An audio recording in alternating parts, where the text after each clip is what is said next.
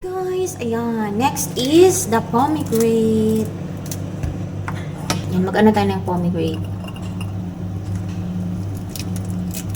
Yan, siya kanina yung pomelo. Ito ay panghalo lang ng salad, guys, for tomorrow.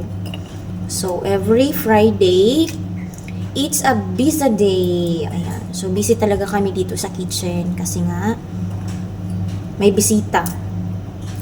May mga bisita dito sa bahay ng amo namin. So, during Thursday, mag-prepare kami for the, para sa food.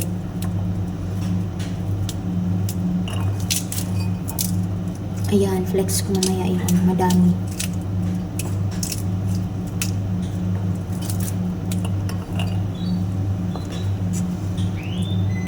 Ayan, guys, finished product. So, after an hour siguro, ayan, ganyan kadami. Tapos, ito pa siya, pomelo and pomegranate. Ayan. So, for tomorrow, salata.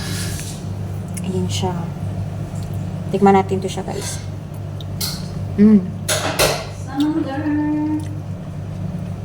Sarap siya. Thank you for watching. Dari sa nila na pwede na ako